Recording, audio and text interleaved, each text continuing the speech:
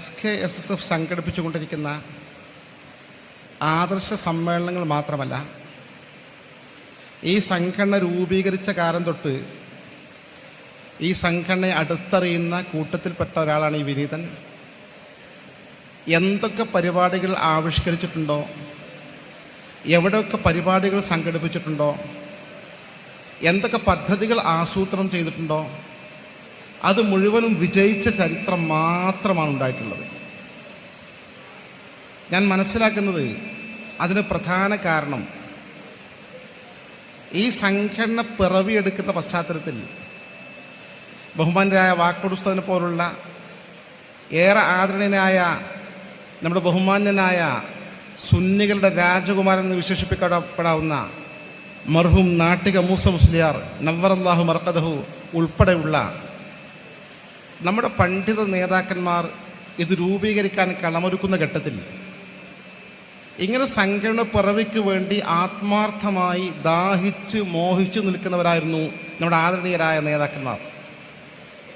അതുകൊണ്ട് തന്നെ അവരുടെ മുഴുവൻ പ്രാർത്ഥനയും ഈ സംഘടനക്കും ഈ സംഘടന പ്രവർത്തനത്തിനും കിട്ടിയിട്ടുണ്ട്. ഉസ്താദുൽ അസാത്തിർ റഈസുൽ മുഹഖഖീൻ കണ്ണിയത്ത് അഹമ്മദ് മുസ്ലിയാർ നവ്വറല്ലാഹു മർഖദഹുടെ ദറജ അല്ലാഹു ഉയർത്തി കൊടുക്കുമാറാകട്ടെ. മഹാനവരുടെ ഈ സംഘടനയ്ക്ക് വേണ്ടി പ്രാർത്ഥിച്ചതിന് ഞാൻ നേരിട്ട് ദൃക്സാക്ഷിയാണ്. സംഘടന രൂപീകരിക്കുന്ന 2 ദിവസം മുമ്പ് സംഘടന രൂപീകരണ യോഗത്തിൽ പങ്കെടുക്കാൻ കഴിയുന്ന ശാരീരിക ആരോഗ്യാവസ്ഥയിലായിരുന്നില്ല അദ്ദേഹം. അഭിവന്ദനായ ഷെയ്ഖുന ശംസുൽ ഉലമ EK ഉസ്താദ് ഖദ്ദസല്ലാഹു സിർറഹുൽ അസീസ് അവരൊക്കെ വലിയ മഹാത്മാക്കളാണ്. ഇതിനുവേണ്ടി പ്രാർത്ഥിക്കുക മാത്രമല്ല, ഈ സംഘടനയുടെ രൂപീകരണത്തിലേക്ക് നയിച്ച ഓരോ ഘട്ടങ്ങളിലും രൂപീകരണാനന്തരവും ഇതിൻ്റെ ഉയർച്ചക്കും വളർച്ചയ്ക്കും വേണ്ടി ആവശ്യമായ ഉപദേശ നിർദ്ദേശങ്ങൾ അപ്പപ്പോൾ ഗൈഡൻസ് നൽകിക്കൊണ്ടിരുന്നത് ശംസുൽ ഉലമ EK ഉസ്താദ് അവരുകളായിരുന്നു. അള്ളാഹു ദർജ ഉയർത്തി കൊടുക്കുമാറാകട്ടെ. അതുപോലെ പാണക്കാട് സയ്യിദ് ഹൈദരലി ശിഹാബ് തങ്ങൾ, ഉസ്താദ് KT ഉമ്മാനും മുസ്ലിയാർ ഉൾപ്പെടെയുള്ള മഹാപണ്ഡിതന്മാർ, ആ കാലത്തെ നേതാക്കന്മാർ മുഴുവൻ അവരുടെ ദുആ ബറക്കത്ത് കൊണ്ടായിരിക്കാം രൂപീകരിച്ച് 35 വർഷം പിന്നിട്ട ഈ സംഘടന സമസ്ത കേരള ജംഇയ്യയുടെ ചരിത്രത്തിൽ ഏറ്റവും കൂടുതൽ സുന്നത്ത് ജമാഅത്തിനും സമസ്തക്കും സേവനം ചെയ്ത ഒരു ഘടകം ഇതായിരിക്കുമെന്ന് ന്യായമായും നമുക്ക് വിലയിരുത്താവുന്നതാണ്.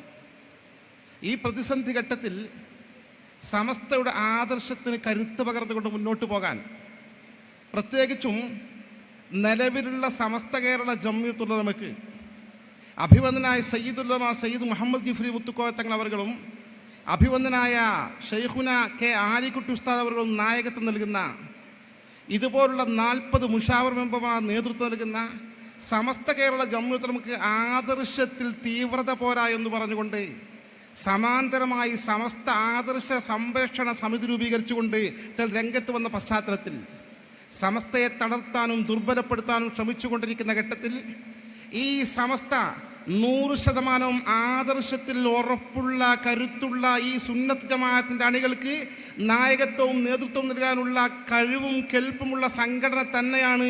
ഒരു ശോഷണവും സംഭവിച്ചിട്ടില്ല, ഒരു ദൗർബല്യവും സംഭവിച്ചിട്ടില്ല, ഒരു ക്ഷീണവും സംഭവിച്ചിട്ടില്ല.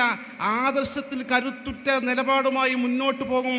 അതുകൊണ്ട് സമസ്തയെ സംരക്ഷിക്കാൻ ഇത്തരം പ്രതിയോഗികളിൽ നിന്ന് തടഞ്ഞു നിർത്തിക്കൊണ്ട് കോട്ട കെട്ടി തടുത്തു നിർത്താൻ ഞങ്ങൾ പ്രതിജ്ഞാബദ്ധരാണ് എന്ന് പ്രഖ്യാപിച്ചുകൊണ്ട് SKSFിന്റെ ചുറുചുറുക്കുള്ള മക്കൾ നാട് നീള മേഖല ആദർശ സമ്മേളനം നടത്തിക്കൊണ്ടിരിക്കുകയാണ്. എന്താണ് സമസ്തയുടെ ആദർശം? സമസ്തയ്ക്ക് എവിടെയാണ് കോട്ടം തട്ടിയത്? എവിടെയാണ് ദൗർബല്യം സംഭവിച്ചത്? കൃത്യമായി കാര്യങ്ങൾ വിശദീകരിച്ചുകൊണ്ട് സമസ്തയുടെ പൂർണ്ണമായ വിവരങ്ങൾ മുസ്ലിം സമൂഹത്തിന് കൈമാറിക്കൊണ്ട് മുന്നോട്ട് ഗമിച്ചുകൊണ്ടിരിക്കുകയാണ്. എൻ്റെ സഹോദരങ്ങളെ, സമസ്തയെ നിസ്സാരവൽക്കരിക്കാൻ പറ്റില്ല. ബഹുമാന്യനായ നാട്ടിക മൂസ മുസ്ലിയാരും, ബഹുമാന്യനായ നമ്മുടെ കുഞ്ഞാണി മുസ്ലിയാരും, ബഹുമാന്യനായ കാപ്പിൽ ഉമർ മുസ്ലിയാരും, ബഹുമാന്യനായ KK അബ്ദുള്ള മുസ്ലിയാരും, ബഹുമാന്യനായ KT ഉമ്മാൻ മുസ്ലിയാരും നവ്വറല്ലാഹു മറാഖദഹുടെ ബർസഖിയ ജീവിതം അള്ളാഹു കൂടുതൽ സന്തോഷപ്രദമാക്കി മാറ്റിക്കൊടുക്കുമാറാകട്ടെ. ഇന്നലകളിൽ ഈ സുന്നത്ത് ജമാഅത്തും ഈ സമസ്തക്കുമാണ് നേതൃത്വം നൽകിയത്. പ്രതിസന്ധി ഘട്ടത്തിൽ സമസ്തയെ സംരക്ഷിക്കാൻ അവർ മുൻനിരയിലുണ്ടായിരുന്നു. ആ ദൗത്യമാണ് SKSSFിന്റെ മക്കൾ അവർ രൂപം കൊടുത്ത സംഘടന നിർവഹിച്ചുകൊണ്ടിരിക്കുന്നത്. സമസ്ത കേരള ജംഇയ്യത്തുൽ ഉലമ നിർവഹിച്ചുകൊണ്ടിരിക്കുന്ന ഉത്തരവാദിത്വം അത് ചെറിയ ഉത്തരവാദിത്വമല്ല. മുറ്റത്തെ മുല്ലക്ക് മണമില്ല എന്ന് പറഞ്ഞതാണ് സത്യം. സമസ്ത നിർവഹിച്ചുകൊണ്ടിരിക്കുന്ന ഉത്തരവാദിത്വം വലിയ ഉത്തരവാദിത്വമാണ്. ഈ ഒരുമിച്ച് കൂടിയ നിങ്ങൾ മുഴുവൻ, നമ്മുടെ മുഴുവൻ ഈ സ്റ്റേജിലിരിക്കുന്ന ആളുകൾ മുഴുവൻ, ഇതിൻ്റെ പുറത്തുണ്ട് ഈ ഓഡിറ്റോറിയം തിങ്ങി നിറഞ്ഞ് പുറത്ത് നിൽക്കുന്ന വലിയ ആൾ സമൂഹം, ഈ ആൾക്കൂട്ടം, ഇവരൊക്കെ നമ്മളൊക്കെ എന്തുകൊണ്ട് സുന്നികളായി? ഈ സുന്നത്ത് ജമാഅത്തിന്റെ ആദർശത്തിന് പോർല വെക്കുമെന്ന് കണ്ടാൽ സടകുടഞ്ഞെഴുന്നേറ്റ് എല്ലാം മാറ്റി വെച്ചുകൊണ്ട് എന്തുകൊണ്ട് ഇവിടെ സന്നിഹിതരായി? ഈ ആദർശബോധമാണ്. ഈ ആദർശബോധമുള്ള ഒരു തലമുറയായി കേരളീയ മുസ്ലിം സമൂഹത്തെ നിലനിർത്തിയത് ആരാണ്? ഒരു സംശയവും വേണ്ട. സമസ്ത ഇവിടെ ഇല്ലായിരുന്നുവെങ്കിൽ, ഞാൻ പറയട്ടെ, സമസ്ത ഇവിടെ ഇല്ലായിരുന്നുവെങ്കിൽ എന്തായിരിക്കും സ്ഥിതി? ഇന്ന് നമുക്ക് കാണാൻ കഴിയുന്ന അവസ്ഥ, സുന്നത്ത് ജമാഅത്തിന്റെ ആശയങ്ങൾ, ആദർശങ്ങൾ, അതിൽ ഒരു വിട്ടുവീഴ്ചയും ചെയ്യാതെ അതിൻ്റെ വിശ്വാസങ്ങളും ആചാരങ്ങളും നിലനിർത്തിക്കൊണ്ട് തന്നെ സമസ്ത അനുസ്യൂതം മുന്നോട്ട് പോയിക്കൊണ്ടിരിക്കുകയാണ്. നിങ്ങൾ ഓർത്ത് നോക്കൂ, റമദാൻ മാസം വന്നാൽ തറാവി 20 റക്അത്ത് സജീവമായി നിർവഹിച്ചുകൊണ്ട് മുന്നോട്ട് ഗമിച്ചുകൊണ്ടിരിക്കുക. ഞങ്ങൾ പള്ളി നിറയെ ആളാ. അപ്പുറത്തെ മുജാഹിദ് 8, 10, 4, 6 നോക്കുന്നില്ല, അവിടെ 4 ആളുണ്ടാകും. ജമാഅത്തിന്റെ പള്ളിയിൽ, സുന്നിയിലെ പള്ളിയിൽ ആൾ നിറഞ്ഞു കവിയുകയാണ്. അവിടെ ദിക്റുകളും തസ്ബീഹുകളുമാണ്. ഒരു മുസ്ലിം വീട്ടിൽ മരിച്ചാൽ തുടങ്ങി അവിടെ ഖുർആൻ പാരായണം, ഇല്ലേ? മയ്യിത്തെടുക്കുന്നവരെ ഖുർആൻ പാരായണമാണ്. മയ്യിത്തെടുക്കുന്ന സമയത്തോ ഫാത്തിഹയും യാസീനും ഓതിയിട്ട് ഭക്തി നിർഭരമായ ഒരു പ്രാർത്ഥനയാണ്, കണ്ണീരിൽ കുതിർന്ന പ്രാർത്ഥന. ആ വീട്ടുകാരും വീട്ടിലെ മക്കളുമൊക്കെ കണ്ണ് കലങ്ങിയ കണ്ണുകളുമായി നടത്തുന്ന ആ ആമീനെടുക്കലുണ്ടല്ലോ, അത് മതി ആ മയ്യിത്തിന്. പിന്നെ മരിച്ചാൽ നമ്മുടെ വീട്ടിൽ എന്തൊക്കെ നടക്കുന്നുണ്ട് മരിച്ച ആൾക്ക് വേണ്ടി? 70,000 ദിക്റും അതിലപ്പുറം ദിക്റുകൾ നമ്മൾ ചൊല്ലിത്തീർക്കുന്നുണ്ട്. ഇതൊക്കെ ഇസ്ലാമിക ലോകത്ത് ഇന്നും ഇന്നലെയും തുടക്കം കുറിച്ചതല്ല. സുന്നത്ത് ജമാഅത്തിന്റെ പരിശുദ്ധമായ ആചാരങ്ങൾ, നിലപാടുകൾ. നമ്മൾ സിയാറത്തിന് പോകുന്നുണ്ട്. ഇന്ന് വെള്ളിയാഴ്ച രാവാണ്. ഇന്ന് നമ്മുടെ മരിച്ച ഉമ്മാക്കും ഉപ്പാക്കും ഗുരുവര്യന്മാർക്കും വേണ്ടി യാസീനോ ദുആ ചെയ്യുന്ന ആളുകളാണ് വലിയ ഒരു സമൂഹം. ഇതൊക്കെ ആരാണ് ഇവിടെ നിലനിർത്തിയത്? ഞാൻ ചോദിക്കട്ടെ, സമസ്ത എന്ന സംഘടന ഇവിടെ മാറ്റിവെക്കുക, സമസ്ത ഇല്ലെന്ന് സങ്കല്പിക്കുക, ആരാണ് ഇത് സംരക്ഷിക്കാനുണ്ടാവുക?